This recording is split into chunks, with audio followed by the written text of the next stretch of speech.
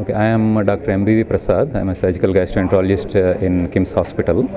So robotic surgery is basically it is robotic assisted laparoscopic surgery. What we are doing so far as laparoscopic surgery, people might be knowing as a keyhole surgery.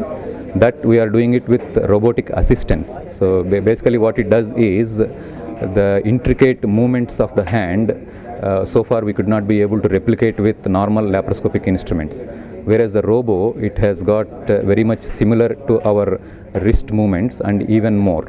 So basically the surgery is going to be more precise, and the other thing with the robo is we get the 3D vision, whereas with normal laparoscopy we only get the 2D monitors, two-dimensional monitors, whereas the robo will give the third dimension, that is the depth perception also.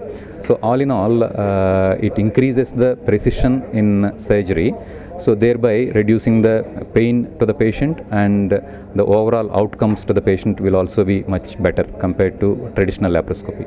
I went for training last week, and I was there on the console and in the animal lab, and also watched the live surgeries. Cost wise it will be about 60 to 70% on an average. I mean, it differs from surgery to surgery, but on an average it will be about 60 to 70% more costly than the traditional laparoscopy that we have now. With the passing of time and better innovations and more companies coming into the market, obviously the cost will become less over a period of time.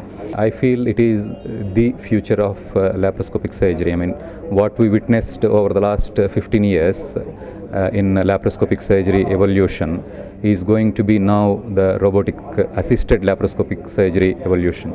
So it is sort of an advancement on what we already have. I mean, it is not something that is new. It is based on laparoscopy, and it is a better refinement in laparoscopy. I mean, anything that can be done laparoscopically can be done robotically, but as of now, mainly because of the cost constraints, we are only doing surgeries in sort of limited spaces like pelvis or upper abdomen or chest or in the posterior part of the tongue, where our hand cannot reach comfortably, and also the maneuverability with laparoscopic surgery is limited. In those areas we are concentrating and using the robotic assistance, but in future anything that is done laparoscopically will be done robotically. Benefits, because again the incisions are smaller compared to the traditional laparoscopy. I mean, if not great deal, they are relatively smaller compared to the traditional laparoscopy.